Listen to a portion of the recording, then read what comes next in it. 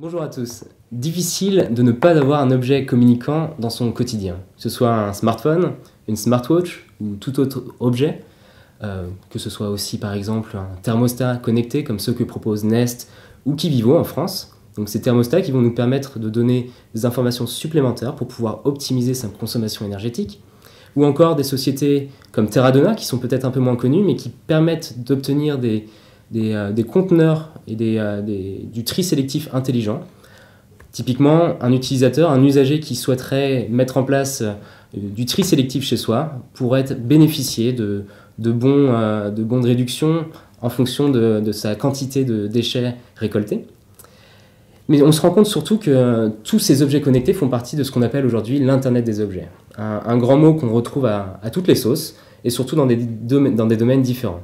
Que ce soit aussi bien dans le quotidien, comme je le disais précédemment, mais aussi dans le monde industriel. Alors on retrouvera des termes différents selon les pays dans lesquels nous nous trouvons. Industrie 4.0 si nous sommes en Allemagne, Internet industriel des objets aux États-Unis, mais encore usine connectée, usine intelligente ou usine numérique. Donc beaucoup de termes, mais qui sont réellement ancrés dans l'industrie d'aujourd'hui.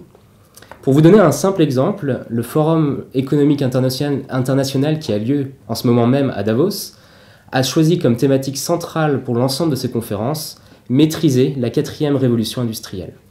Donc on se rend compte que ces mutations sont réelles, existent, et je vous propose 2 exemples pour pouvoir illustrer de manière plus détaillée cette thématique. La première, c'est une société anglaise, National Grid, qui est responsable de la transmission de l'énergie électrique sur la Grande-Bretagne et surtout la gestion des lignes électriques.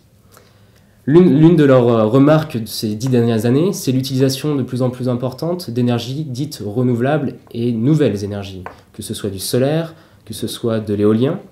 La problématique, c'est les fluctuations liées à ces énergies, à ces nouvelles sources d'énergie. En effet, difficile de maîtriser le vent ou le soleil, donc cela apporte des perturbations sur le réseau électrique.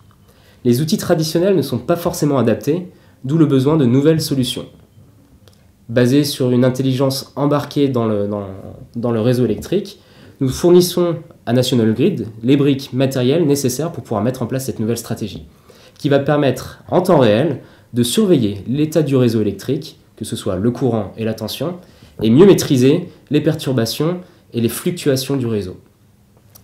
Au final, c'est une réelle optimisation et une meilleure compréhension du réseau électrique qui est permise grâce à ces nouvelles technologies.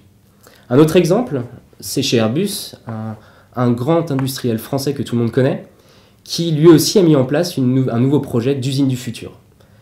Ce projet vise à moderniser ses lignes de production et permettra à terme de donner à l'opérateur de nouvelles technologies et de nouveaux outils plus intelligents. De la même manière que pour National Grid, l'idée est d'associer à l'opérateur une intelligence embarquée directement intégrée sur les outils de l'opérateur, que ce soit une perceuse, une visseuse, etc., et qui vont permettre d'ajouter de l'autonomie sur l'outil. Par exemple, associer des informations de couplage, de vissage et de serrage directement sur les lunettes que pourrait porter l'opérateur. Ça peut aussi apporter de nouvelles informations de traçabilité pour la société et puis pouvoir optimiser derrière les flux de production. National Grid et Airbus sont 2 exemples parmi tant d'autres. Mais la réalité, c'est aussi le regroupement de tous ces industriels pour pouvoir standardiser et mettre en place ces futures technologies. Que ce soit en Allemagne, comme je l'ai dit précédemment, avec les associations Industrie 4.0, aux États-Unis avec l'IIC, mais aussi en France, avec des associations comme Embedded France, qui visent à mutualiser l'ensemble des acteurs du monde de l'embarqué, aussi bien logiciels dans un premier temps, mais aussi les acteurs et fournisseurs matériels. L'idée étant de pouvoir définir les futurs standards, frameworks et architecture de référence pour des contraintes de safety, des contraintes de sécurité, mais aussi les futurs standards de communication de tous ces objets communicants. Pour avoir plus d'informations, je vous invite à regarder le dernier TrendWatch que National Instruments propose, dans lequel nous revenons en détail sur ces dernières thématiques. Merci.